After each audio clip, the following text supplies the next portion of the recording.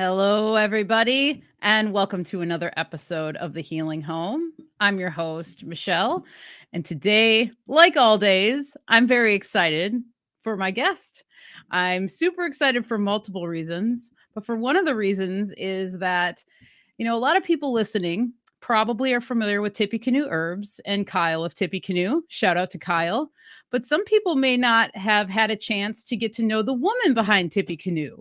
And her name is Serena Marinelli. And I'm super excited to talk with her today because when I first entered Tippecanoe Herbs, which was a handful of years ago, because I'm originally from Milwaukee, Wisconsin, I remember meeting both Serena and Kyle and thinking, whoa, this is so awesome. It was so awesome to realize that my hometown had a great herb shop and it was being run by some really awesome people who now I'm getting to connect with in such a deeper level over the past year or so. And it's been really awesome to see things come full circle.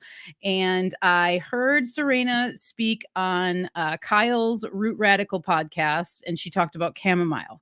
And when I listened to that episode, I thought to myself, oh, I really want to ask her to be on the Healing Home because I'd love to hear more about her experience with herbs, what it's like to run an herb shop, what motherhood has taught her, all these things. So we're going to get into some of that kind of stuff when I bring her in, but I just wanted to express the gratitude for having her here. Before I bring her into the stream, though, I also want to shout out all the patrons who are showing support to me and Mario. You guys are awesome, and we appreciate it. I say that every week, but we really mean it. It means a lot, and you guys are helping us do so many awesome things and continue to keep the wheels spinning over here. So, without further ado, help me in welcoming Serena to the stream. Hello, everyone. Hello there. How you doing, my lady? Doing great. I'm honored of being here. Thank you so much for inviting me in your healing home. Oh, yeah, you're welcome. Thanks for coming in. And I'm honored to have you. So the feeling is mutual for sure. And you welcomed Mario and I into your healing home as well back in July or June. June it was. And that was really fun to be able to actually, connect and have conversation in person. And you guys were so gracious and fed us. And it was lovely. And yeah, excited to just carry on the conversation here now on the internets. So, for anyone who may not be familiar with you, maybe they're familiar with Tippecanoe. Maybe they've also gotten a chance to see you through, the internet or something like that. But could you just introduce yourself a little bit and let anyone know about things that you might want them to know about you and where to find you guys? Yeah, I'm the lady behind the scene because Kyle is the front man. He's always there putting his face out and talking a lot. He's a very good talker and a very good teacher. And I'm the one that's a little more shy behind the scene and running, pulling the strings of the business. He's an Aquarian, so he's the druid that makes the potion. We always joke about this. He's the druid that makes the potion. I'm a Sagittarius. I'm the one that writes the label and puts them on the bottle so we know what's in there so we can use them. So we are a good team. And so I'm half of Tippecanoe. It's the part that is not always public because I'm a little more social media shy, but I run the business with him. I am more focused on the retail part of it. I set up our shop. I physically built it. So that's our first child was our shop that is located in Milwaukee, as you already mentioned. We have an online store as well, and we have the Root Radical, which is the teaching portion that Kyle does. Yes, beautiful. I love that. Oh, I love how when you meet a couple and you see how they fit together so well. And you describe that really well because that's exactly what's going on here. And I'm so glad to pull you from behind the scenes and get some time with you so that you can share these stories. And that's one of the things that I want to get into as well tonight is the process of you guys building out the shop, because I Mhm. remember watching you guys doing it just on Instagram, following you guys and seeing you painting everything, designing it, the layout, everything. So you guys shared it step by step online. So I want you to be able to talk about that a little bit, because that's an inspiring story, like in and of itself. And anyone who has the ability to create something like you guys have, or a business in general, it takes a lot of work, and there's a lot of things that are underlying that you might not realize, that have to take place before you open the doors, or before you open the website or whatever. And so I'm actually really excited to talk to you about all those sorts of things that happen behind the scenes that you don't Mhm. always see up front. Because it's one thing to see a label and go, okay, cool, that's a great label, but what was the process of that label? Someone sat down and designed it and then printed it out and cut it. So that's really awesome. And I love that you're going to be able to share some of that stuff with us Mhm. tonight. So, So yeah, we go ahead. started in we started with a table at the farmers market in 2015. When I moved here from Italy, we just we all we had was a table, a couple crates, and a few tea blends, and that's how we started. We started very small.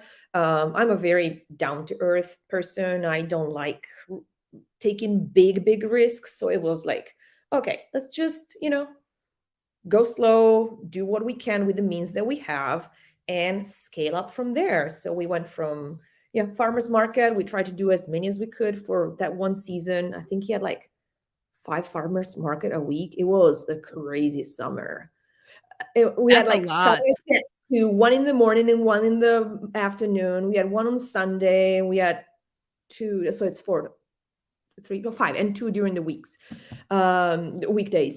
So yeah, it was pretty intense, but we wanted to get out there and get feedback from real people, and we were well received, and that's how we started to to let people know about us and that we were actually here, because there was probably a need for herbal medicine, because we're like, oh, I will, it's the first time I see something like that. It's like, yeah, here we are.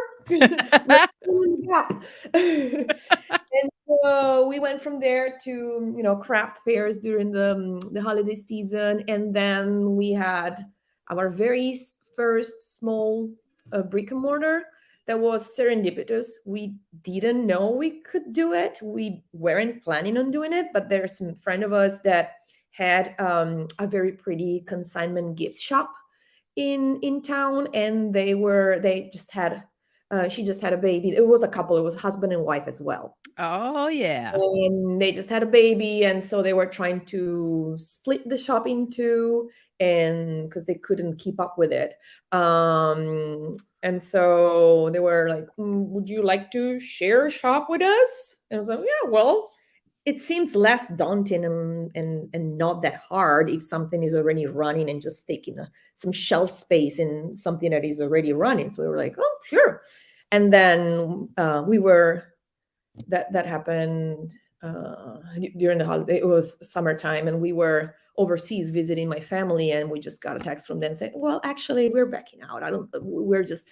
We don't think we can do this anymore. We're going to close the shop. And we were, oh, maybe we can try and have our own brick and mortar. We did, and it worked out pretty good. And it was a teeny tiny room, basically, and it went well. We were very well received. People came in. We were open only on a weekend because we both were working full time. So it was just the cautious steps, one little step at a time. We went from a table to a little 500 square foot room, and now we have dream shop. We scaled up. We found the perfect location. That was kind of serendipitous as well. We were just driving by. We saw a sign on the window. We tried to call. The landlord answered. He showed us up, and it's like, oh, well, this seems like the perfect location. And it was, because now we have a commercial kitchen in the back where we can make everything in-house, and we have a storefront in the front part of the shop where we can just get the bottle, fill them up, put the label, and put them on the shelf. So passages are just a few. We go from our hands to the customer's hand. So I hope that's that's well received, and I think that's definitely well received because people can see that we make our own stuff. We are proud of the things that we make. We are proud of the quality and the care that we put in everything we do. Yeah. Oh, definitely. No, that is a beautiful story. And, it's definitely well received. All the products I've ever had of yours are fantastic. I've heard many people say the same. And there is something about when you go to a shop and you see that they are hands on, they're making the things that you're purchasing or you're looking at. And one of the things I know about you guys too, that you've briefly talked about, or Kyle has mentioned, that you guys make almost everything that's in the shop, correct? Mhm. And that is very rare and special. Yeah, we're proud of it. I mean, it's a lot of work. I think we're probably trying to, now that I'm a mother and my energy is split in Yeah, between a real human being and a shop. I think we're probably going to focus on the thing that we are more proud of, like the more medicinal things, like our tincture and our teas and our salves, and probably just drop what is more like pampering and gifty, like, I don't know, I'm thinking body oils and that kind of stuff. right. Because we are looking for some other great herbalists that can do that well, in order that we can, promote their stuff, but not just. So we'll say we still make more than 50% of the things that are in our shop, and what we don't make, we carefully curate, and we know who makes them. Like our soap ladies are, one lives like 3 blocks from the shop, so Oh, it that's can be awesome. more local than that for the nettle, and the other one live on the other side of town, Square One Soaps. So it's like they're very local. So if we don't make, we know who makes them. And that's awesome. That matters too. And that's part of running a business, as you know. It's like you do certain things for a certain amount of time, and then you're like, yeah, this is great. We love it. But it's like we love this a little more. So something kind of gets, you cut the fat every once in a while. And I think Mm. that's healthy because it's just healthy in general to do that in life. But especially when you're running a business and there's money involved and there's commerce and there's exchange and there's people and there's other people that you enjoy, so you want to include them. There's all these sorts of ways to do business synergetically, and you guys are doing that, and that's really cool to hear that you're learning the things that you really want to have around, and then the other things that are like, this is awesome, but leave it for someone else. That's fun. That's awesome. So, out of the products that you guys make, so you mentioned your tinctures and your salves and stuff. What do you think is like one of the main? What's something that people come to you guys a lot for? That's a hard question because I would say it depends. Very likely on the time of the year. Because now is, Wisconsin, and the temperature dropped 10 degrees in a day. And so we have people coming in with all sort of cold and stuffiness. So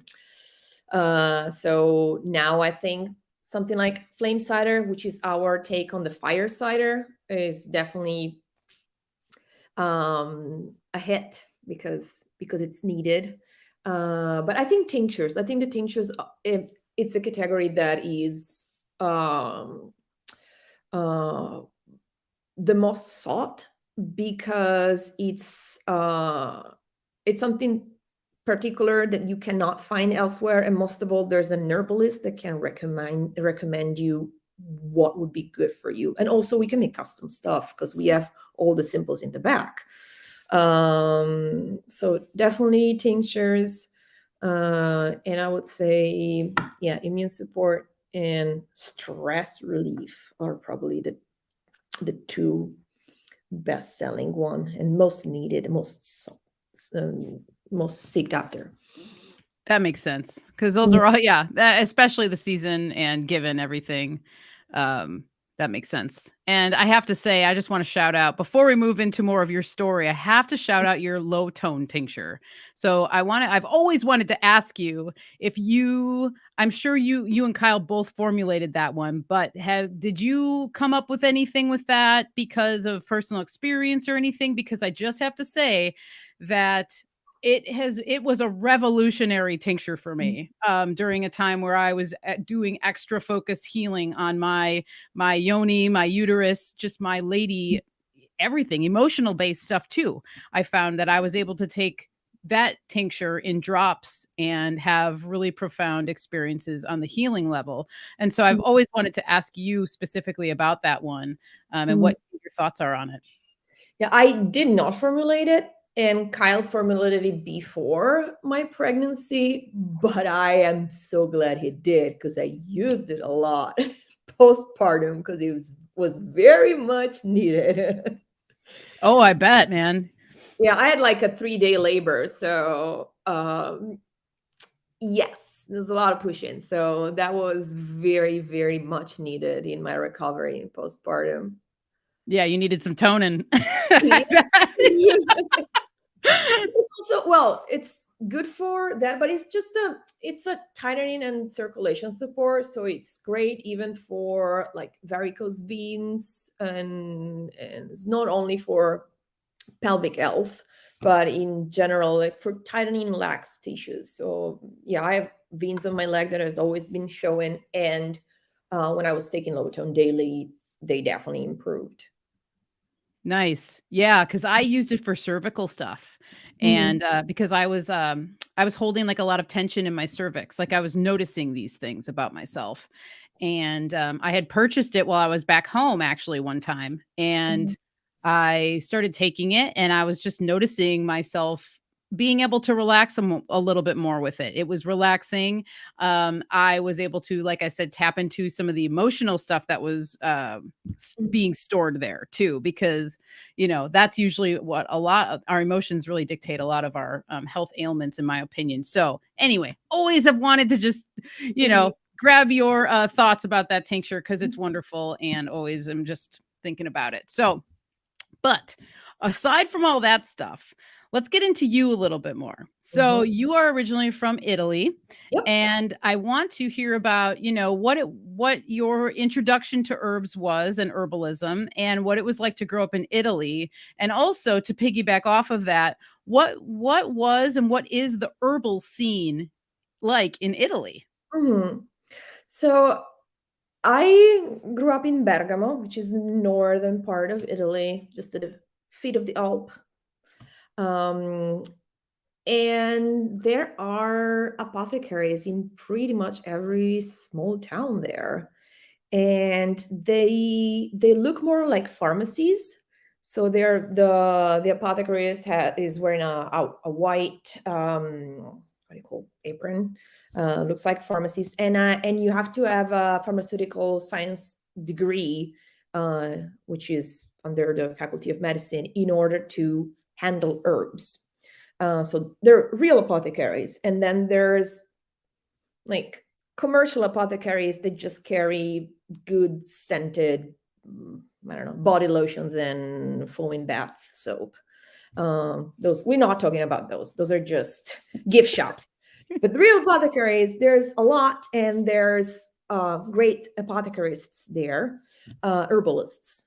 And you can just go there and say, hey, I will need something. And they just open the drawers. They get these old fashioned vintage jars with the herb hand painted on it, and they scoop them out, and they have the scale that they have is it's the old fashioned, the one with the arms, and they put little weights on it. So it's like, whoa, this is kind of an experience. And for me, it was like normal. I thought that it was like, it's like that everywhere, right? Because I grew up with it. And oh, there's actually, I need to shout out the apothecary in my town.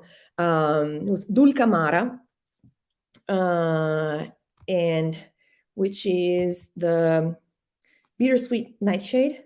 It's like the little Ah, berries. But Dulcamara is the name of the doctor in the love elixirs, which is an opera from Gaetano Donizetti, which is this composer from Bergamo. So it's like, herbalists there know quite a bit, and they have like good references, good classical references. So they know their stuff.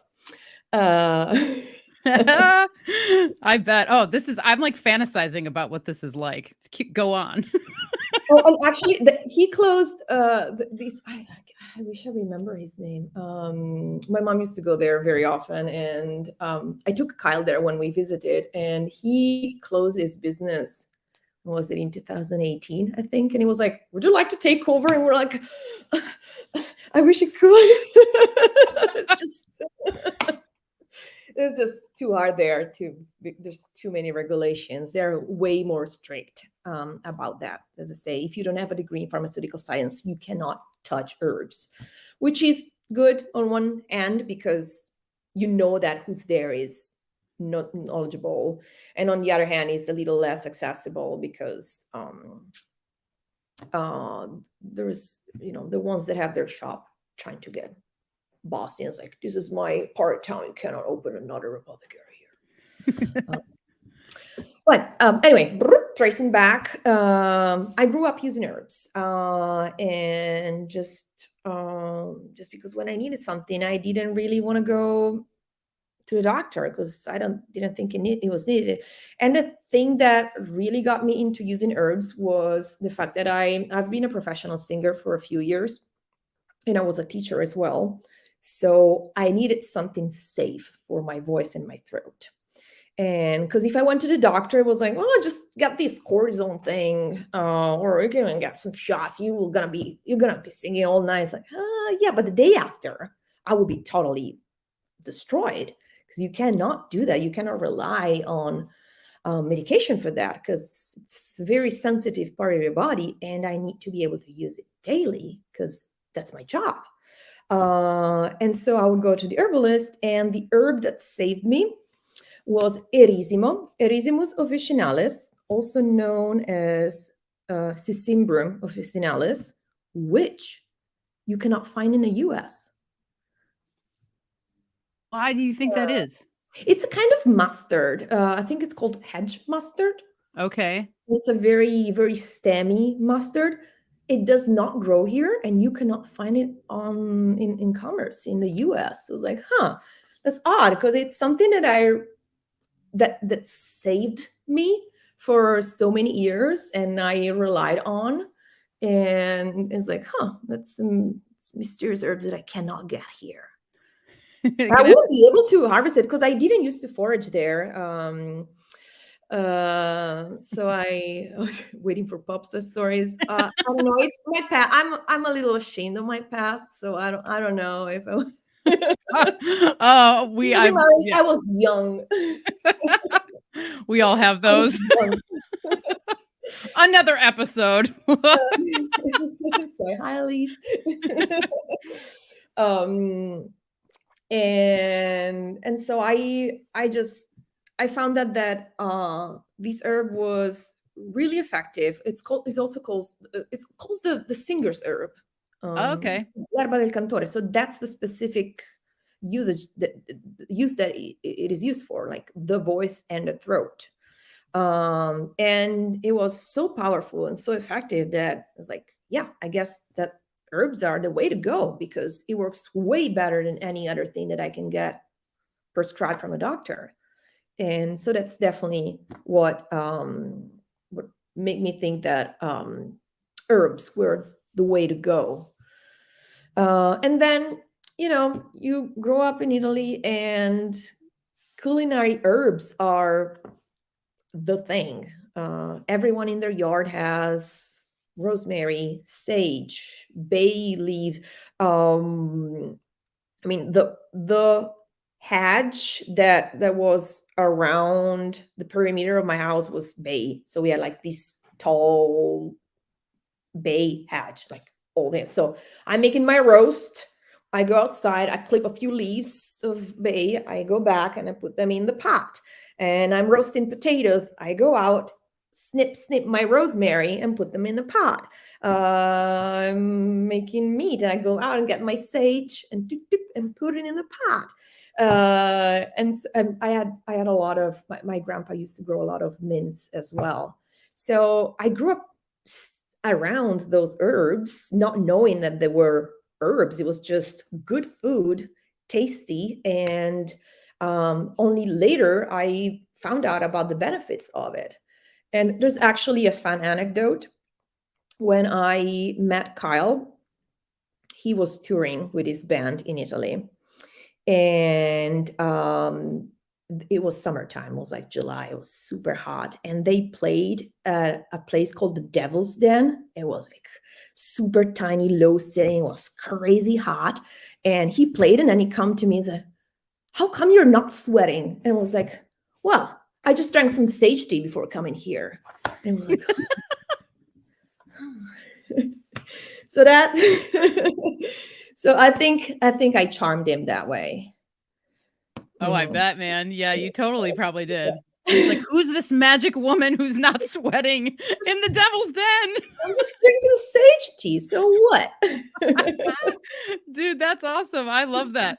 Because that kind of segues into one of my other questions, which was going to be, were both of you interested in herbs and herbalism when you met? Or did one of you influence the other? And then it was like, oh, yes, let's do this. There's a need in Milwaukee, which you're totally right. There was, because there was never anything like that, even when I was in that city growing up, or even as I aged. There was never anything that I remember that was around. Because I didn't discover you guys until later on, like when I was visiting, from Oregon.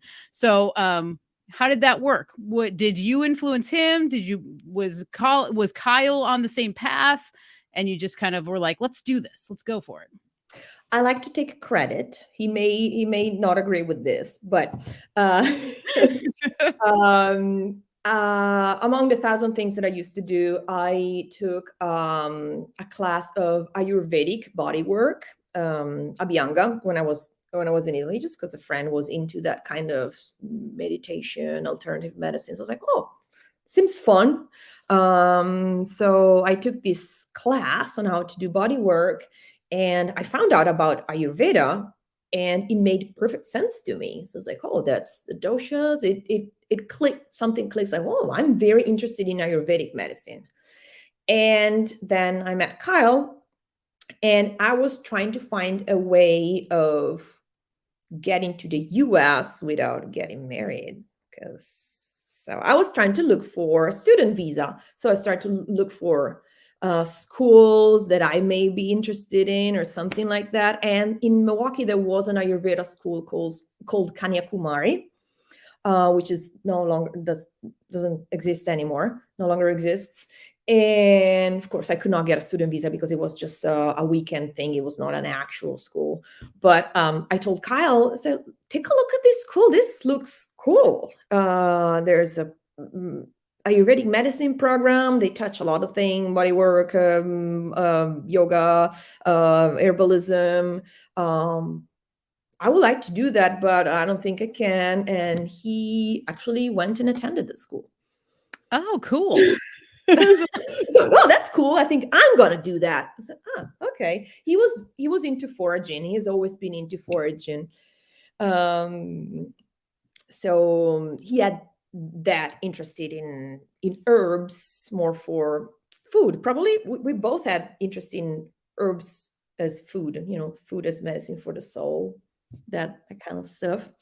So he attended the Ayurvedic school, and he got into holistic medicine in general, and he was very intrigued by the herbalism part of Ayurveda. But what didn't really made much sense for him is that they used to use Indian herbs ground up and put in capsules, so herbs that you could not see, smell, or get to know. So he started studying, I started getting into Western herbalism and applying the Ayurvedic principles to herbs that grow locally. And so Tippecanoe was started, I guess. He started making his own infused oils, started making his first tea blends by himself at first. His little brand was called Simpler Times Herbs. Aw, nice. Um, with very bad looking handwritten labels. It was, oh my goodness. And Your then I inner moved here. designer is like, And then ah. I moved here. We decided to get married. I came overseas, and it was like, let me take care of that. You know yourself, you're very, very good at coming up with formulas. You're so good at it. You've been studying a lot. I don't think I'm not a good herbalist. As I told you earlier, what I know comes more from personal experience, is just much anecdotal You're knowledge. still a good herbalist, FYI. You don't say that you're not a good one. I Okay, don't. I'm an anecdotal herbalist. There Let's you be go. That's better. honest. I don't buy that you're not a I'm good an one. empirical herbalist. Fair enough. I recommend only stuff that I tried on myself first, because I There you know go. that worked for myself. I'm going to tell you my story, and then you decide if it's good for you. Meanwhile, whereas Kyle is super knowledgeable, and he knows so much. It just surprises me every day how good of a healer he is. And so I moved here, and I just tried to get his business a little better looking, and that's when we started with the first tables at the first market. It's like, okay, let me help you. So Kyle started in Denver by himself, and I was like, okay, I think I can help you making it better. As I said, I'm the Sagittarius, so shoot the arrow. We got goals. Let's do that. And then we started. Yes, I love this. I love all the little backstories because that is what's so important. And I think it's really awesome that you actually were raised with herbs and they were growing around you. The experiences with the apothecary that has formed you into the herbalist you are. The type of herbalist that you are, and that's really cool because there's not many people that have that experience. A lot of times people find herbalism later in their life or at a different time or whatever, but to be able to be around it and to have family members that were connected to it in a certain way, because I'm sure your mother or your grandmother, your grandfather, aunts, uncles probably had home remedies that they would bring out and share with you. Do you Mm, remember anything that your family would have Um, in their back so, pocket? so yeah, we used to drink chamomile pretty much every night as a relaxant, good, even in a like get around thing. We would just sit at a table or maybe in the living room and just had our cup of chamomile. Sometimes dip some biscotti in it as a night snack. Um, so I'm thinking about my mother specifically. I don't think she considered her like or using herbs remedies, but it's just something that she would do because this is good for you. So she would brew like these mint infusions, mint and sage infusion, just because it's something that grew in our yard in summertime and let it cool down. And we had like these big bottles in the fridge. It's like, this is good for you. But I don't know if she heard from my grandma or grandma heard from my great grandma. It's something that they just do. I think it's something that is embedded in like Italian, I don't know, way of living. We just use those. The thing, well, use a lot of garlic as a cleanser, I think. I just remember as a kid, we used to play outside. So we had like little parasites and pinworms and that kind of awful stuff. And my aunt will tell me horror stories about it. Like, well, you can see that they will come up if you don't treat them. So, oh my gosh, I'm just a kid. But they used to, there's those stories that I was told, but I never did that. They used to have garlic necklaces in order to avoid parasites, which is, Okay. I don't know. I'm glad I never had to use those. Sounds disgusting, but it's something that I was told several times. That's why I remember it. But then I'm just thinking. I just feel like herbs are embedded in the culture. So I'm thinking bay leaf is used culinary, but we have a strong relationship with bay leaves because when we graduate, we have the bay crown. So it's like Ah, we use bay for cooking, but it's also a synonym of being wise and the oldest of the Roman emperors sign of victory and wisdom. yes. So yeah, so when I got my master degree, my friend made this huge bay leaf crown that I was wearing around town. Um, and I'm just thinking about other other herbs that are into our culture. I don't. Well, I know, like, when you guys were in Italy the last time, Kyle shared, like, all the bitters that were in the Oh, liquor yeah. cabinet. So that's a good one because a lot of people I didn't know how many there were until he actually showed that video. I was like, "Oh my god, that's so cool." Oh, and my mom was worse. Everyone will think that I'm a drinker. No, it's like, no, mom, they're there because you don't drink them. Yeah. No worries, no worries. What is he doing opening up my cabinets? No, my mom does not drink. That's why the beaters are there. They're there for guests. So yeah, how can I not think about it? Yeah, homemade liquor is a thing. The most famous is limoncello, lemon. But yeah, my how can I forget that? My uncle makes rue grappa. Grappa is this very strong, clear liquor that traditionally is made from grapes, and then they add different herbs to it. And my uncle used to make rue grappa, or black walnut, and what's another, and licorice root. So this is the one that was made down a block from my house. Wow, that's so cool. Do The you remember stories of having them? grandmas doing it in bathtubs in their basements. Um, so yeah, and herbal bitters are very common. Just you have your meal and you have your little espresso afterwards. And with espresso comes a little shot of grappa, which is not drank to knock you out. It's more for a digestive purpose, just like the little espresso after a meal is just that little bitter drink that helps with a heavy meal that if you eat in Italy, you of course just had, because you have like appetizer, main course, second course, dessert, fruit, and then you got coffee and bitters. Um, Another very common plant used for bitters is artichoke leaves. There's a, Ah. fa- there's a famous brand, Chinar, which is made with artichokes. And yeah, so how can I forget? Yeah, that's totally embedded in Italian culture. The little grappino after a meal. Yeah, that's cool, and it seems to me like there's such a rich history of herbs in Europe and Italy that I've noticed. I've never been to Italy, but when we traveled through Europe, there's just like you're saying, the hedgerows and everything else. It's like there's more thoughtfulness there. And I feel like Mhm. in the West, we're kind of just shown grass.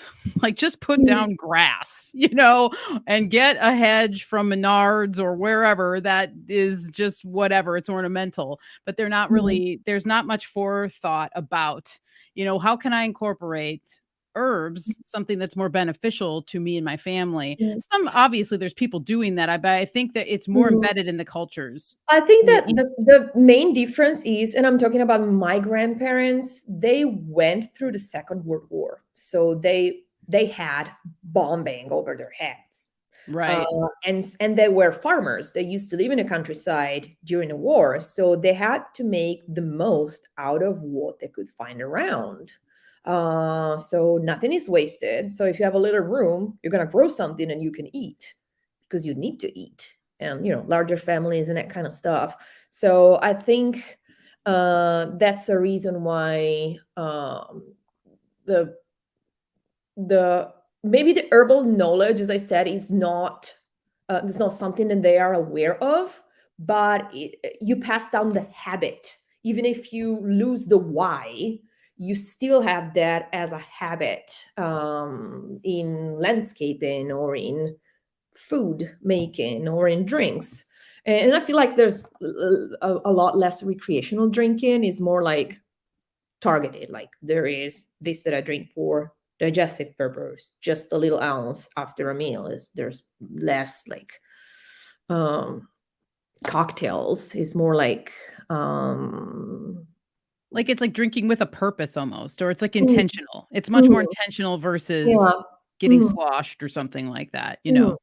mm, Yeah, that's what I noticed. And that it seems like it's even in other cultures. I know, like in Germany, even it's like kind of like that too, where it's more common to have a drink or something after a small amount of alcohol to help something along, to help the mm. processes instead of, the other alternative, which I feel like is also a little more Western as well, to And it just be, always comes with eating good food. So yes. it's Yeah. always paired. And even wine tasting. I have a very good friend of mine who's a professional wine taster, and the training that they have to go through is not only the knowledge of the wine, different kind of grapes and any different kind of flavors, but the pairing with the right food.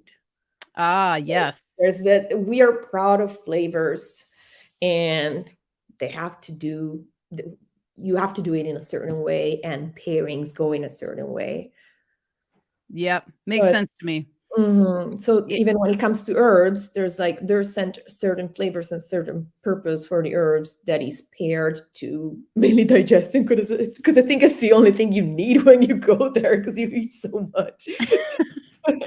And then, yeah, you got like cold and flu. Oh, a thing that I would like to mention is, especially in the area where I grew up, is countryside. So there's a little town, and there's in between the little town and the main town, there's fields and fields and fields, and there's canals and ditches. And along every ditch and every canal, there are elder trees growing. ooh. You can find them everywhere, 'cause they like dampness and water, so they just dangle over there. So it's like elderflower cordial is another very common thing. And yeah, I would go out in the countryside, in the fields, and just snip, get my berries. That I've done several times, just to get my flowers and my berries. So elder is another plant that I think is very, very present, especially in the area where I grew up. Yeah, I like that. That makes sense. And I like how you said it's more of like the habitual thing. Like it's just normal. It wasn't like trying to market anything. It's just no, this is what we do here because this is what grows here. So it's also being resourceful, kind of like you were talking about with your grandparents. They had to use what was around them, and that's really cool. That's a really cool lesson. It's something to think about. I think a lot of Mhm. people don't really think about it that way, and we kind of wonder, where do these traditions come from? But comes from things like this, Mhm. where you're just being resourceful and using what you have around you. Mhm. So with that stuff going on, I want to kind of transition a little bit into your journey with motherhood and your journey incorporating herbs into your pregnancy and what that looked like for you, and if you have any specific tips for people, for women who are trying to be pregnant or to try and just get healthy, get their body into a state where they're going to be able to carry a baby healthily. If you have anything that stands out to you, I'd love to Mhm. kind of go into that section of life. Sure. I may sound redundant, but the first thing is food. That's all I can talk about. It's a good food that you need. You're in good company, so let's go. So yeah, the first thing that I considered when I was trying to get pregnant was nutrition. There's this amazing nutritionist. Her name is Lil Nichols. She wrote a book that is called The Real Food for Pregnancy, and it's something that I would recommend to any woman that wants to get pregnant or is currently pregnant, because she just has she has a very scientific approach. So She's like evidence based. She goes all through all the researches, but what she focus on is not like the macronutrients. It's the micronutrients that is important, things that doctors don't even consider. Is say you need some copper, you need folate, you need all choline, you need all these micronutrients that if you eat, you know, carbs and protein, you may not get. Because when I went only to one appointment in the hospital, and they gave me this booklet about nutrition, and it was like, this is how your diet should be like. It was like 60% carbs, this much protein, this much dairy. It's like an example of carb is white bread. What? Servings per day, 9. An example of fats is mayo. So if I Wow. eat 9 slices of white bread spread with mayo, I meet my nutritional goals according to you. Wow. That doesn't sound right. It's like, oh, I don't want to listen to you. I want to listen to this other lady, that Lila Nichols, that know what she's talking about. So basically, your take is if you focus on the micronutrients, your macro are covered, because if you need organ meat, you got your proteins, but you also have all the minerals that your body needs. So I definitely had a lot of organ meat, a lot of fish, including skin and bones. When you have a chicken, I would eat the skin as well, because it's all the collagen and all the things that you need to grow a human. You know, I like the like helps like. That is, I have to grow skin and bones of a little baby. So I'm trying to eat skin, bones, and organs so that I have what it takes to build them. You know, that makes sense to me. Huh? Makes total And sense. I'm sorry for all the vegans and the vegetarians that are listening to you. But I've been a vegetarian for 10 years. So, well, actually, I found out only recently that I have not, because I found out that my mom used to make broth with a chicken leg in it, and then she would take it out before feeding it to me. So Tricky. so I thought I've been a vegetarian, but I actually had some chicken legs in my broth for 10 years. But anyway, Maybe that's why you were able to be a vegetarian for 10 years. probably with no nutrition, lack of nutrition, and no Your broth. mom's like vegetarian, schmegetarian. I mean, mom said, this is good for you. You know, that's the same principle. This is good for you. Oh, I love that. Yeah, I remember when I told my grandma that I would not eat meat anymore, she almost cried. Just, what are you gonna eat? Are you gonna starve? No, no worries. But anyway, so first step was definitely nutrition. And yeah, like lots of eggs, organ meat, and lots of fish. And then raspberry leaf was my daily herb that I would rely on, just because it's a great feminine herb that I would recommend to every woman in every stage of life. It's good for your period, to regulating that. It's good when you're pregnant. It's good postpartum. Just drink it. It's awesome. And it tastes good. It tastes just like black tea. So it's like, that's good. That's good for you. If you're a woman, drink raspberry leaf. I'm turning to my mom. So that's the main herb that I would use to drink. And then we made an infused oil for the skin, because I was worried about stretch marks. So that's more for aesthetic purpose. So we had avocado oil infused with, we put some raspberry leaf in there as well, because why not? It has some rose, some calendula, some chamomile. I think was it.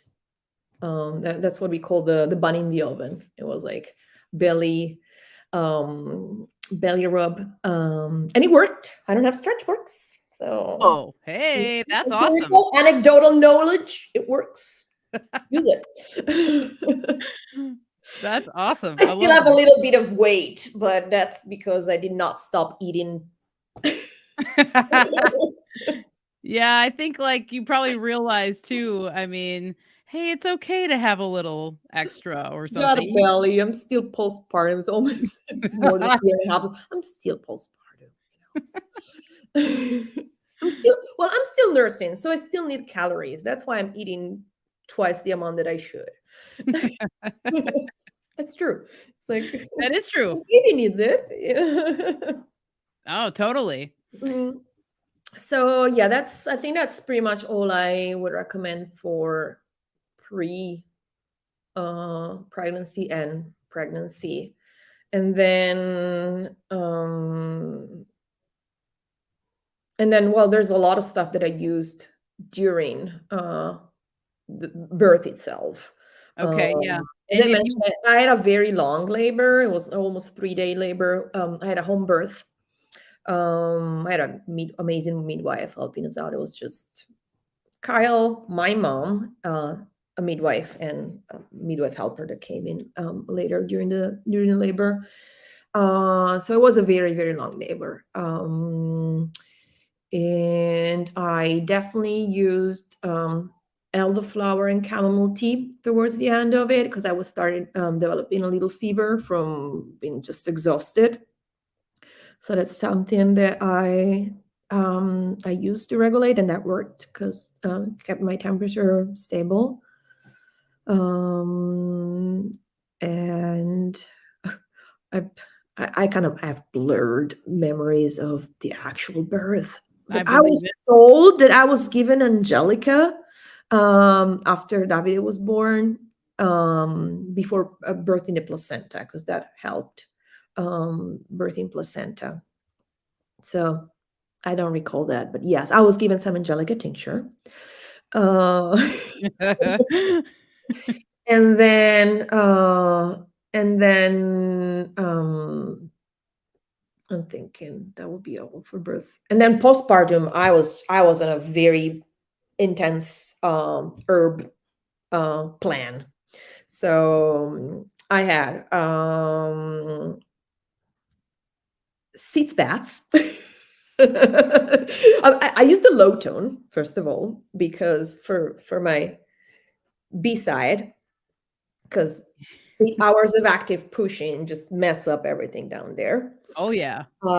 And then I used to make a sitz bath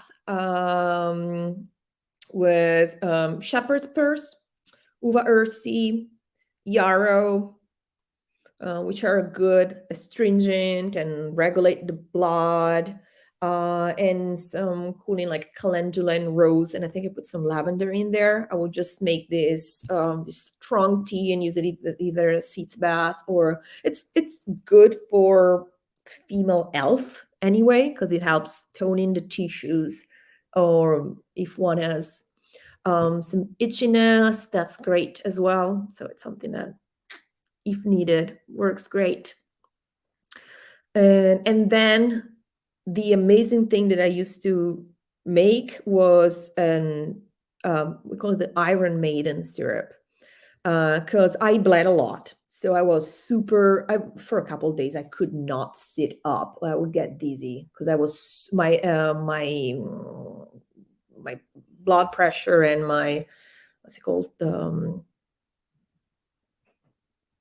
iron, I guess, hemoglobin. I don't remember the name of it. Okay. Because That was it was super low. I could not stand. I would have faint. wow. So Interesting. I needed iron, and I did not want to get iron supplements because they're super heavy on your stomach. I used to get them back in time, and I would get so nauseous from it, and I did not want to get them. So what I did was keeping on eating organ meat because that's super good natural source of iron. And I made this iron maided syrup with yellow dock, dandelion root, nettle, and we added a little bit of turmeric too. And you just make this super strong brew and you let it reduce to half the amount, and then you add molasses, blackstrap molasses to it. Ooh. It really tastes like iron. It's just so dense. But in a week, I was So good. We took the blood, the hemoglobin. I don't know if it's hemoglobin is the right thing. I'm not sure. I can't say. But anyway, I tested like you can poke it and find out what your iron level is, and it was like doing great, going up. You don't need any supplement because that worked. So that was awesome. It's something that if you're anemic or you need iron, just make that syrup, or just add molasses to everything. That's so awesome tasting. Just Oh spread yeah. it. It's so good. I love having just spoonfuls of it every once in a Mhm. while. Yeah. These Uh, are great tips. Keep them mhm, coming if you have more, because this is valuable information, mhm, because I just think that there's obviously information out about it and people talk about it, but I feel like it should be talked about more or something. mhm, Like what are some of the things that women who have been pregnant, who they were working with herbs, what were they using? Not just what mhm, came from a book or something mhm, online, This is so mhm. important. Like we've So been the thing talking is about the that whole I used time. it. Oh, sorry. No, it's okay. Just like our experiences and what we use, what have we known to work Mhm, for us? That's mhm, gonna be like some of the most helpful information for people. mhm, mhm. And that is what I use for pregnancy, postpartum. But it's like, as I said, a seeds bath can be used whenever is needed because it's just Kyle just yeah, Kyle's in the other room with Davide. They're probably watching trains. He's so obsessed with trains now. Uh, hi, Daddy.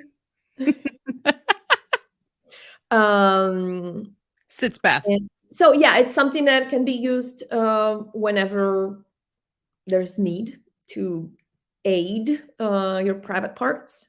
And same as the Iron Maiden syrup, it's something that can be used by anyone who's iron deficient. And as there's so many people who are anemic because it's hard to get iron from diet unless you stick to a, a organ and meat diet, intense diet like that. So that's something can hopefully be useful for not just postpartum, but for other people in another time of their life.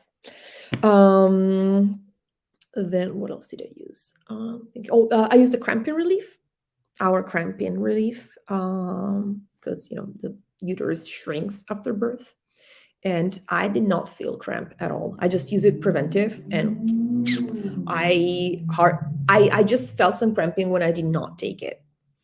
And the main ingredient is cramp bark, of course, and there's some wild yam and I think lobelia in a cramping relief. So that one was very helpful as well. And I think, and then there's all the nursing aid that I used, for sure, fenugreek, shatavari, and fennel seed, both in tea and in a churna, which is the powder that you just put in the churna is the Ayurvedic term of powder that you melt in water. And the awesome thing about drinking nursing tea for yourself is that through you, it gets to your baby. So by drinking fennel and chamomile and then nursing, that helped my child with digestion issues. So a lot of baby, alas, they're colicky, and an awesome way to treat that is just if you're breastfeeding and you can breastfeed, just drink them yourself so that you can give them to your baby. Davide was great. He never had colic. He used to speed up a lot, but it never had colics. And that's because I was drinking that daily. Hopefully, I give myself some credit. I don't know, maybe it didn't, Well, but I think that helped. oh, I'm sure it did, and I bet all the things you were doing leading up to it, and like you're saying, Mhm, the, micronutrients and all of that, there's a distinct difference mhm, that happens when a mother takes her nutrition seriously during pregnancy and the other alternative to not taking it seriously. There's mhm, differences that you notice. I've noticed it in friends of mine when they were, like, very serious, about their diet while pregnant, organ meats, low carb, low sugar, like seeing distinct differences when on their next pregnancy they weren't as tight on that, and seeing Mhm. differences in their children as they even grow and developmentally, or even just the child's mood in general, Mhm. and their demeanor, their facial expressions, everything. All of that stuff matters so much. So the fact that you have the foresight and the knowledge and the wisdom to incorporate herbs into the mix, next level, next level. And Davide is a robust child. He's very robust. Yeah, he's 19 months and he's wearing like 3-year-old clothes and he's tight in those. So like maybe that's the reason why he's so big because he's still nursing. Oh man, that's cool. So, are there any things that stand out about motherhood that taught you? Like, what are some of the lessons that you learned about yourself, about the world, about anything in general during pregnancy, and then now being a mother? What are some of the things that stand out to you that you were shown through this Mm. process? But first of all, nothing can prepare you to that completely. It's like it's such a life changing and so deep spiritual experience. That was my approach to birth. That is like it's life. It's a new life coming. And I read everything and I tried to get ready. It's like, nah, what happens just it's not in the books. So it's a life changing experiencing, and for me, it was very humbling. That is, I had to learn to let go and not being in charge and in complete control of everything, because there's so many things that are unpredictable, and I had to learn how to let go and accept what is coming on a daily basis without plan everything, because you cannot plan life, you know. And I have to admit, it's been pretty hard. Motherword has been my ally for a while, still is sometimes. So I have my motherword tincture in my purse every day, just there, so that if I need it, because I can't handle it, just that's awesome for mothers, you know. Because sometimes there's this especially in the very first months, there's this sense, I don't know how to call it, maybe grieving what you were, Ah, because grieving the maiden that you were and you will never be anymore. So it's like it's not just the birth of your child, is a birth of you as a mother. So you've been a maiden since there, you're never going to be that anymore, because now you're a mother, you're somebody new, you're born into this new role and new identity, which you cannot step away from, because that's what you are.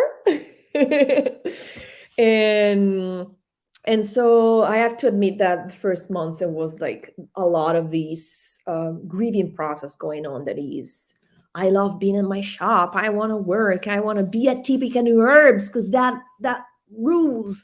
I cannot, because I'm a mother, and at first was kind of hard to balance the two identities and the two things. But everything finds its way. It's like, what should I do? Should I hire a nanny to spend the best of my child life with, or should I just be with my child and step a little away from the shop? What's more important? I guess that my child's life is the most important thing right now. I don't think I tell Kyle every day, it's like, I never thought I could love somebody aw. as much as I love my child. It drives me nuts sometimes, because he's a super energetic kid. It's hard to keep up with, because it's like I cannot plan anything in advance, so I need to let go. But I love him so much, and it's something that I did not think I could ever feel. So it fills my heart. It's like, this is my take as a mother. It's like, wow, being a mother can be hard, but being a mother is something that you cannot learn from books, and it's hard to explain. It just, you just feel it. It's just different feeling, different amount of love that just fills up your heart. Didn't know my heart was that big.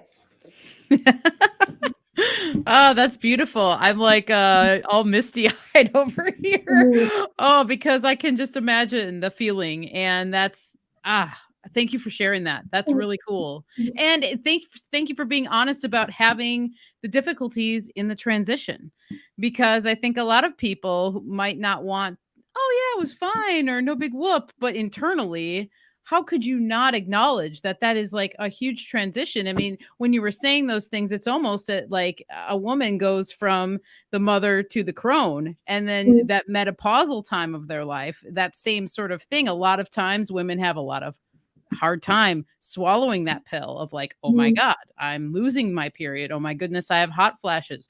What's happening to me? I don't know what's up and down sometimes, you know? And I think that when we can just admit these things, it actually Mhm. allows the transition to be smoother, because it's like we aren't as we're not as indestructible as we might think, or our armor can come down a little bit and we can like ease ourselves, which allows us to, as you were talking about, let go of certain things a little bit more easily. I love hearing too that motherword's been your ally. That makes total sense. And that's like her main purpose. Yep. So yeah, it's needed still every now and then, and we have to admit. And I'm not ashamed. At first, I kind of was ashamed of admitting it, but it's like, yeah, it's like mothers are humans. They're not invincible. They have their weaknesses. Of course, I don't want to show those weaknesses around, but I try to overcome them and do my best in order to accept them, realize that they are there, acknowledge them, and go over.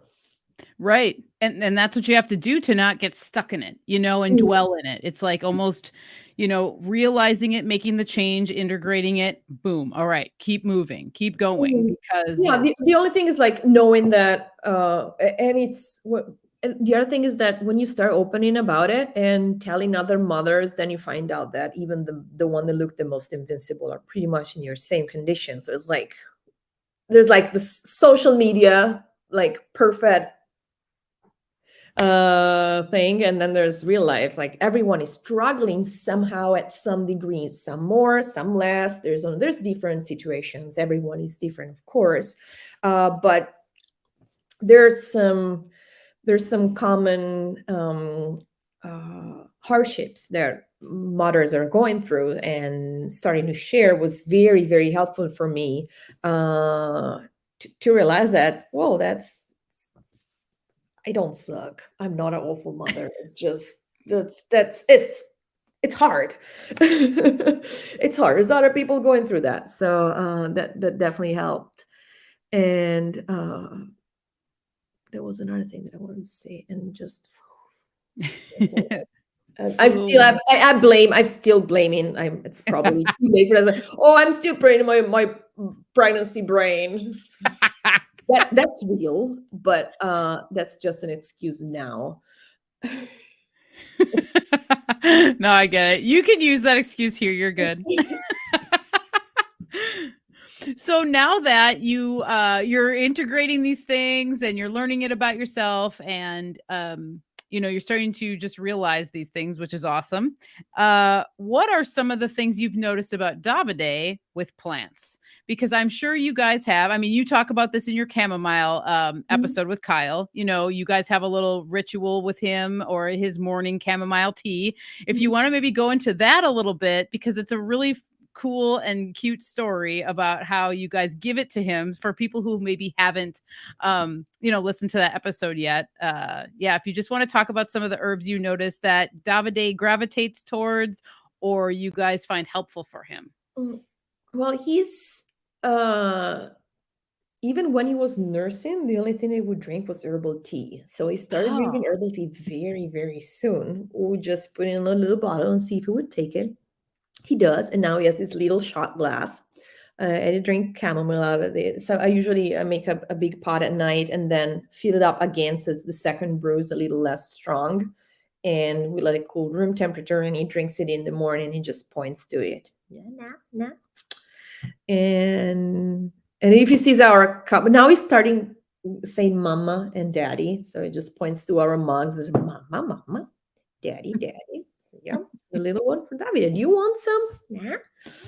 Nah. So he asks for it. It's cool because it's now is just it's our little ritual. So we just did it, and now it's normal for him to ask to drink tea. But even I'm going back to talk about food. Even with food, I never made anything different for him. He just, when he started eating, he just ate whatever we were eating in our plate. Of course, I would cut it up so that it was safe for him to eat.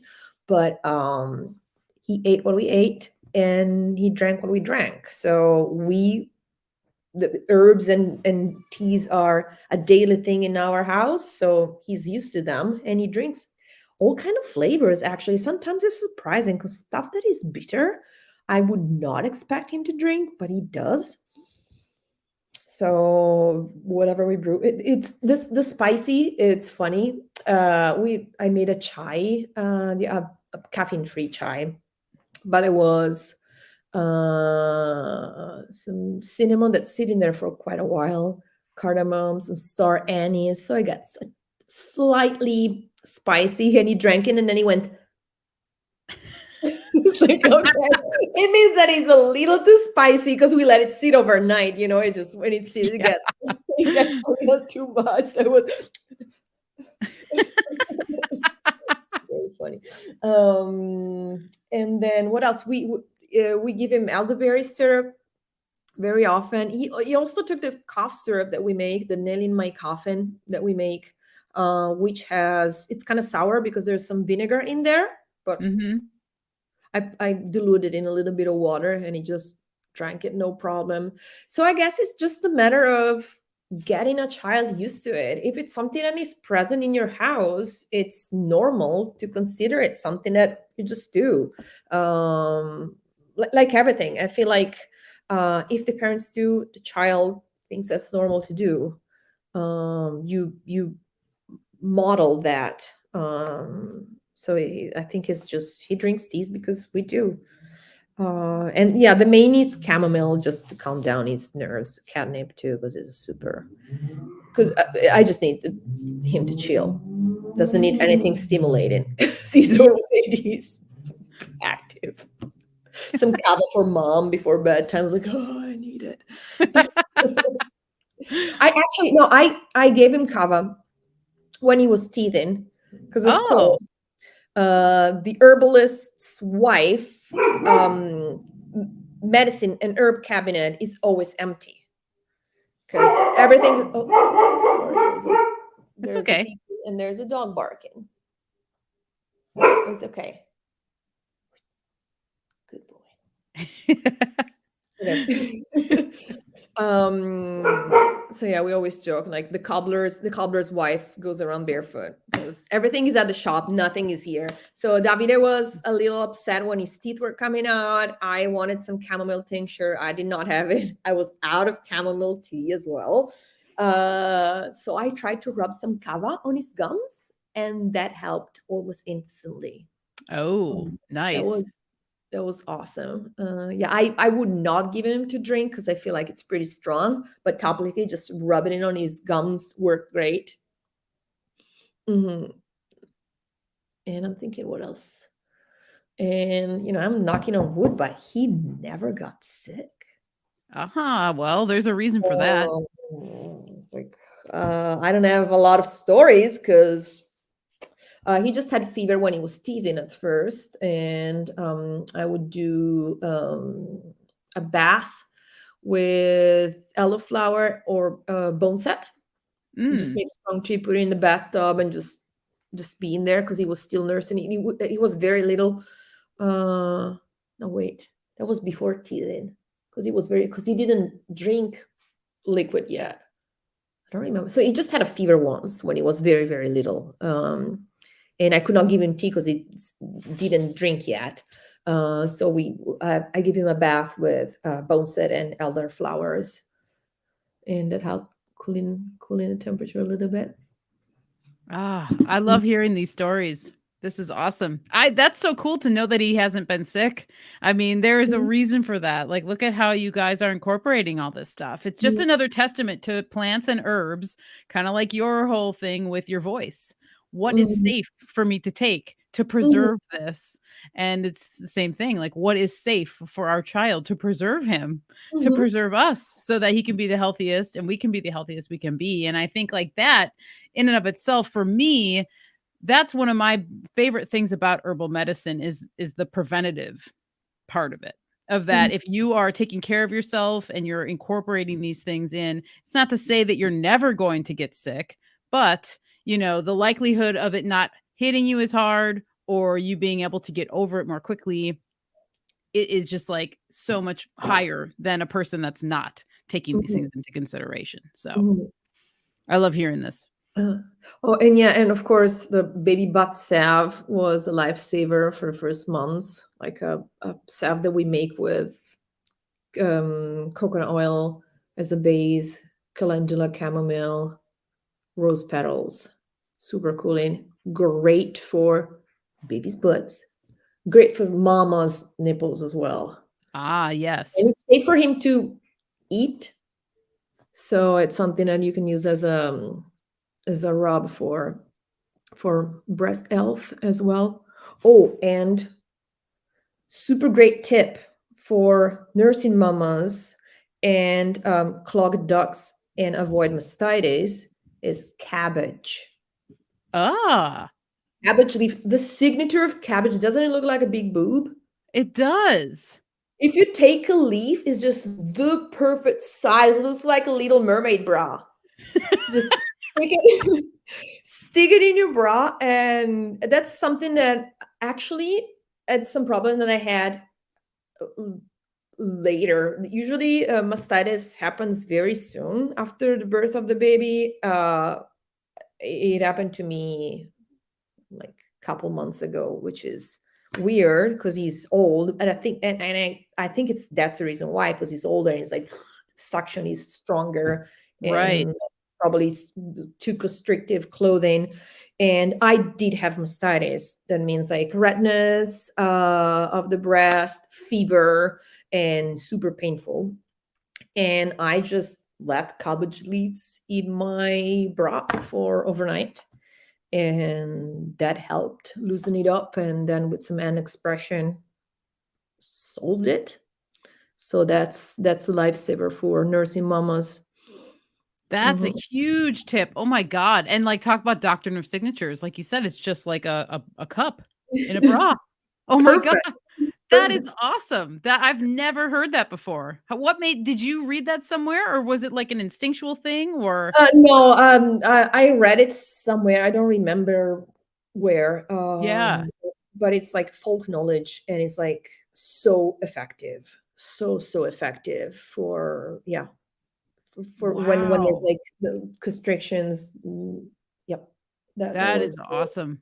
I Mhm. imagine too you could probably juice the cabbage or something like that if you wanted to, but I mean, just putting the actual leaf is Mm. probably the best, but I'm It just it now my really mind gets is, like, thinking it about really all this gets stuff. into the skin because when I just put it overnight, which because it's the easiest, and when you take it off, the leaf is kinda almost clear because you feel like the water part of it is just entered in your skin. So it's, Right. like, funny.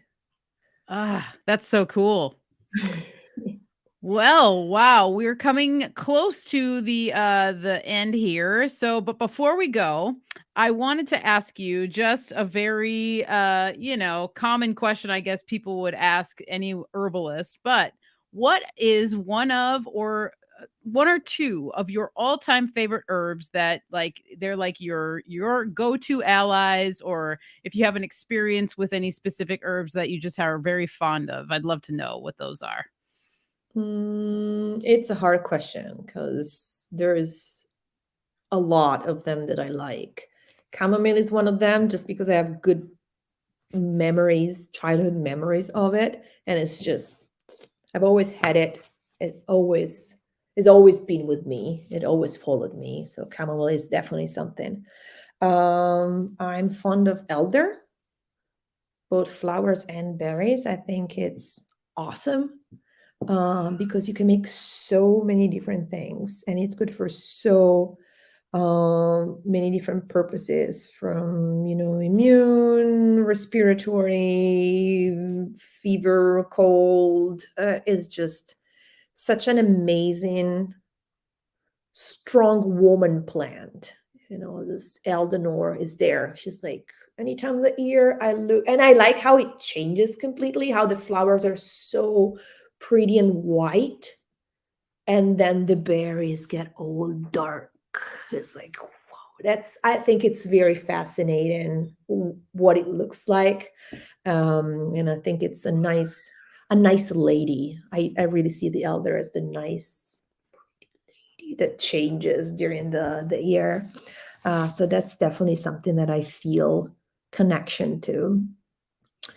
And my favorite tasting plant is rosemary. On potatoes is just the only thing you can put on. It's just the thing. Nice. I love it. Oh, I love your description of the elder. That's I feel the same way about elder. There's there's like a spooky thing about elder, that there's this kind of darker energy that's there. But I think We at the have an heart. elder in our yard, and when Davide was little, I used to lay a blanket and leave him on it, and I was like, I should not put this blanket under the elder tree. I'm not gonna leave his side. It's a little spooked. Yeah, the There's a story fairies. that say that Eleanor will come and get your baby. Don't leave them play under the elder. I think it's just because the berry stains, but Oh, yeah. Dude, that's probably right don't because let mom them doesn't play. want to Otherwise, clean it's it. gonna be a whole bunch of work to get in the way of their clothing. Oh, man. I love it. Well, Serena, this has been awesome. I am so glad we got to talk, and I would love to have you back at some point. Maybe we can pick a topic that we can really dive into or something if you're into it. But for now, I am so grateful to have had some time with you to get to know you a little better and Thank give you you an so opportunity to much. share these stories. This was great, and you're wonderful on air. Oh my goodness. Thank you so much. And I'm Yes. honored. Thank you for inviting me in your home. Oh, of course. Anytime. You're welcome anytime. And before you take off, can you just again let people know where they can find you guys? All your links are going to be down in the description. But if there's anything you want to shout out, anything that's happening at the shop currently that you want to showcase, the floor is yours. Well, Tippecanoeherbs.com is our site where you can find all of our stuff. There's Herbal of the Week going, which is actually Kyle just increased the price. It's no longer $1 per herb, but it's $3 per herbs. So, you missed the chance. You guys So that deserve it. There's so much great information in those that's episodes. the thing that is currently happening. It's called the Herb of the Week, and it's just as it is one herb every week, and he's in the form of a podcast. So he just covers um qualities of herbs with a lot of stories about it. So it's very entertaining. It's not like the way that Kyle teaches is not like the boring, this is good for this is good for that, that is good for that. It's not. No, plants are alive. So we like talking about them as living things with stories about them, anecdotes, folk, sometimes jingles. We haven't done jingles in a while, but we will. Stay tuned. Yes, I highly recommend all of those things. And thank you so much again. Stay warm as it's cooling off in Milwaukee and have a lovely rest of your evening. And say hi to Kyle and Davide. I will. Thank you so much. You're welcome so much. Bye bye. All righty, folks. God, that was a banger. That was fun and awesome. she's a great storyteller. And I know, I mean, everybody in the chat is saying the same. And it was so great to just get to know Serena a little bit better and hear these stories and her origin story. And lots of great tips in here for mothers. Oh, my goodness. Review this, take snapshots or whatever. If you guys have questions specifically, I'm sure for her, you can find her at Tippecanoe Herbs. They're on Instagram as well. So check them out there. Kyle is always updating stuff and sharing a lot of information there. So you guys can catch up with them there and ask questions as always. So I've got some updates for you guys for whoever wants to stick around. Let's add this to the screen. All right. So patrons, thank you again. You guys are awesome. And I've got some new ideas brewing for Patreon exclusives, which I'm very excited to be just coming up with new things for everybody. So Chance, Sarah G, Liam, Amy, Miri and Hank, Jenny G, Erica, Moonlander, Spoons, Mary, Louie, Diane, Logan, Debbie, Natasha, Mary Beth, Nausicaa, Stephanie, Jennifer, Charolai, Peter, Elise and James, and Amy. Thank you guys so much. And some of you were in the chat. So if you're still here, thank you. Thank you. Personal thank you and blessings. So appreciated. I love you guys. It's awesome. So it's just really awesome to even be able to read off the list and to be like, wow, that's so cool. I'm so grateful for all the support. Patreon.com/The Healing Home if you'd like to become a patron and support what we're doing over here in the Healing Home. Next week, we have Rose 777. I'm super pumped for this conversation. Rose and I were scheduled to talk a few weeks ago, actually, but she wasn't feeling well. So we ended up being able to reschedule. So her and I are going to sit down. And what we're going to talk about is we're going to talk about cannabis, but we're also going to talk about connection in the way of the connection you feel to the person that perhaps made the remedy that you're consuming. So Rose has told me that she has a really great way of being able to like feel the love that's in a cannabis plant. Like she can feel the love that was put into the plant while it was grown, maybe while the remedy was being made or what have you. So when she told me about that, I'm like, you want to talk about that? So we're gonna hash all that out, talk about all of these things, and cannabis specifically is going to be one of the things that we focus on. So we're going to have a cannabis connection conversation. I'm really looking forward to it. So that's going to be next week, Tuesday, the 17th at 4 p.m. Pacific Standard Time. And we announced it on last Thursday, just this past episode, but I actually recorded an episode with Crow and Jason just last week, Thursday. And that episode is going to be coming out this coming Sunday, which is very exciting. And, I feel honored with the privilege to be able to do that and the opportunity. We had a really good conversation, and I'm really looking forward to the things that are going to be coming down the pipeline with that. And so it's just a really exciting time with everything. And October has just been such a huge month for both Mario and I. There's been so much going on. We are always busy over here, but we've just been going, and the fires have been lit. The fires were turned to 11, man, and it's been really exciting. So we're excited to be sharing the new things that are coming down the pipeline, to be sharing a lot of the stuff that we've been working on behind the scenes. So anyway, it's an exciting time, and we're happy to be here with you guys and to be sharing our work, our knowledge, our insights, and wisdom with the world. It's really fun. So just wanted to say all of that. Very exciting. Full Moon Offering newsletter. The next issue is coming out on October 28th, which is a Saturday. I've got something very special for this one that I have been wanting to share as an offering for a while, but because I was asked by a friend to create something that's pretty special, I figured, this is a great opportunity to finally do that one offering that I've wanted to do for a long time. So look for that on October 28th. For now, It is the current full moon offering, which is my elderberry and reishi mushroom syrup. 5 bottles left on this one. This is a very special batch because I used the blue elderberries, which you can see in the photo here. Those are blue elderberries, which are the type that grow out by us.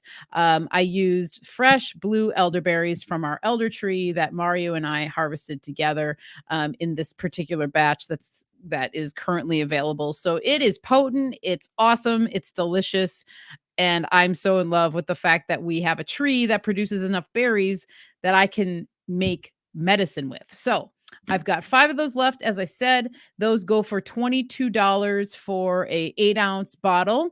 And yeah, because it's going to be a limited run, I have enough berries to make probably another small batch of this one.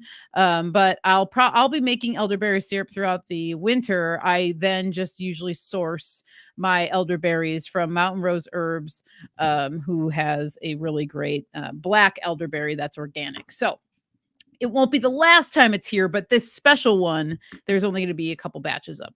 I still have some of my St. John's wort tincture and anointing oil set, which is wonderful, especially now that we're heading into the months that are where the light goes away a little sooner. Temperatures get colder, we're inside a little more, we're not as active. So sometimes we need a little sun when the winter comes and when the fall comes. And St. John's wort's great for that. And what I love about this set is that it's the tincture and the anointing oil, which are both made with fresh St. John's wort, which for people who have listened to me before, I'm all about making it with fresh plant material because that's when you're getting that really nice red scarlet medicine because the hypericin is really strong and potent when it's fresh. So that is a lovely set. CBD and cannabis root, CBD root and cannabis. Oh my God.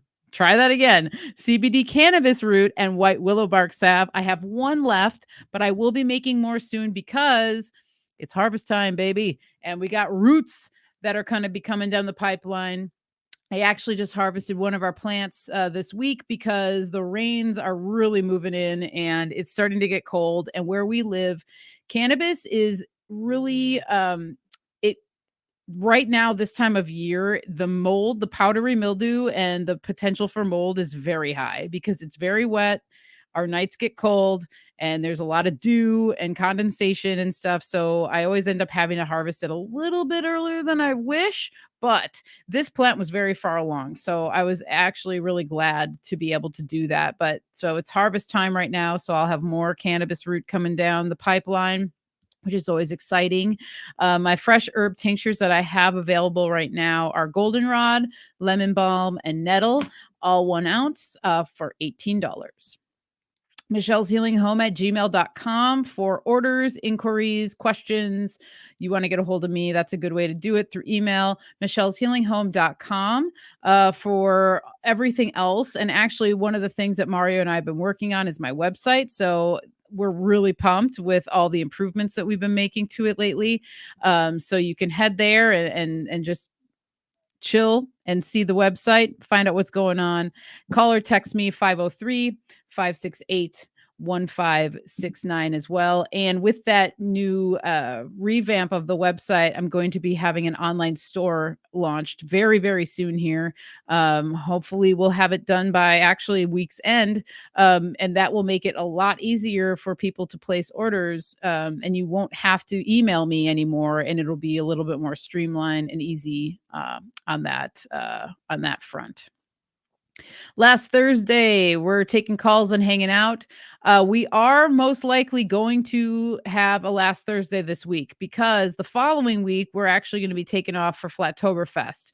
So we will most likely be with you guys this Thursday. And we actually might do another one of the taking calls and hanging out episode because we had a really great time doing that last week, and it seemed like the viewers really liked it. We had some great people call in with great insights, great questions.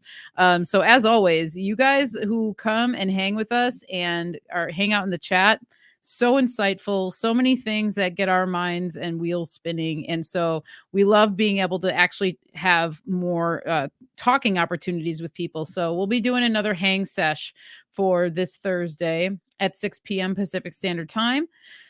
symbolicstudies.com for all things Mario. Check him out, hit him up. He's doing tarot readings and he's also doing study sessions. He really, really enjoys the study sessions. He doesn't talk about them as often, but I'm always encouraging him to make a video about his study sessions because he gets really pumped for those. He loves doing tarot readings as well, but I think the study sessions is where he really gets excited because that's when he really gets a chance to kind of go into the weeds with people, to also kind of just like take some time to dig deeper into a subject that a person is wanting to learn more about. So it's exciting for him for sure. And yeah, so that's the Healing Home. I want to run through the chat really quick because I'm seeing, let's see, Stacy. So looking forward to seeing y'all in Vegas next week. Yes, it's so exciting. I know. I'm very, very, very excited as well. We're both really pumped. Oh my goodness. Looking forward. So let's see. Lee Thunder Chicken harvest has been in full swing here, down to the last 12. Ooh, nice. That's awesome. Oh, I love following you in your cannabis journeys. He also says he has a lot of cannabis root to harvest. I believe it. And I'm excited to see what you come up with your roots. Yeah. And because I know you're growing it organic and you take care of your plants. And so when you have somebody that grows organic cannabis and takes care of it and they're not doing weird stuff to it, dude, their roots are the roots you want. And that is one of the important things that I try and stress too when I talk about working with cannabis root is the importance of making sure it's organic. I mean, all roots should be considered that and all medicines, but specifically the cannabis root, very important because a lot of commercial cannabis grows or even small time grows who don't care about organic, they're using all sorts of wacky stuff on the plants and that will go into the roots. And it's also going to be on your flower and stuff, but just being aware of those sorts of things. So very excited to see what Lee comes up with his roots. And yes, polymathing, glad you're here. Glad you've been here. That's awesome. And thank you, Sarah G. I feel the same way. And it felt kind of, I was surprised though, when I got asked to come on to the Crow Show. And I was just like, well, yeah, let's go. So it's very cool. It's very exciting. And it's going to be a good time. So alrighty, my folks. Well, yeah, Nicholas is going to cover his tomatoes. Yeah, I mean, the weather's turned and it kind of came really fast. Sounds like that was the same thing for Kyle and Serena over in Milwaukee, which in Milwaukee, it's very much like that. But I've heard that in Milwaukee, they were having like really warm weather. My mom was saying it was like 80 degrees just like 2 weekends ago or something like that. And then they had a cold snap.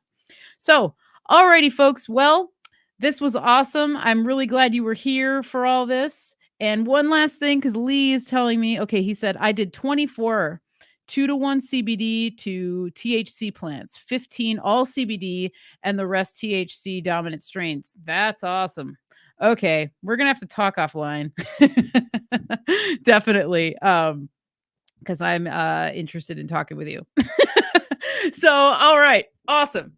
Cool, guys. Thanks for hanging. Thank you for being here. Thanks for keeping me motivated. And much love to you. Have a great evening. And we'll see you on Thursday. And we'll also see you next week with Rose 777. Take care.